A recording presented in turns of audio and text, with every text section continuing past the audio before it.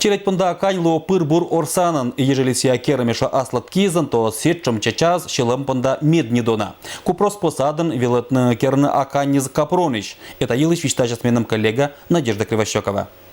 А знаете, из чего сделаны вот эти вот игрушки? Нет. Не знаете?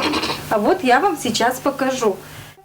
Кшемнулочка учит интересен вжетаны кыж обычный капроновый носок языч петебасок шинчерыма котошарик. Сыж аканьца шома Анастасия Ковалева. Анастасия Владимировна пондам керны аканиса годен отжиг. А чисвилалом, а они еще велата чилеца да бабиса, а еще рукоделие дора.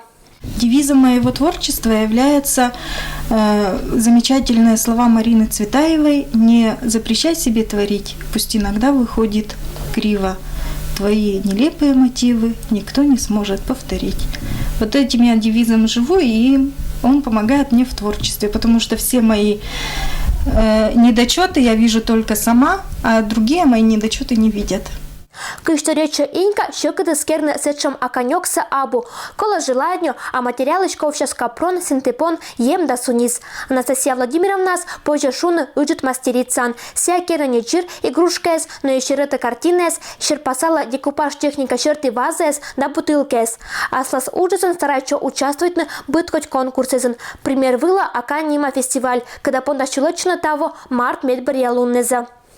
Вот такая замечательная акань петрушка, которая наверняка станет замечательным инструментом как для работников детских садов, для воспитателей, так и для домашних условий, когда родители смогут поиграть этой петрушкой с детьми. Вот такая акань развивающая.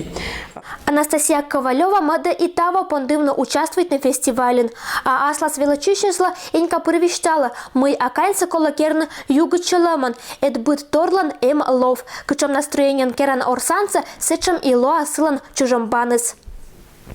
Надежда Кривощекова, Юрий Сыстеров, Тегиз Дульцев, Вести Кудымкар.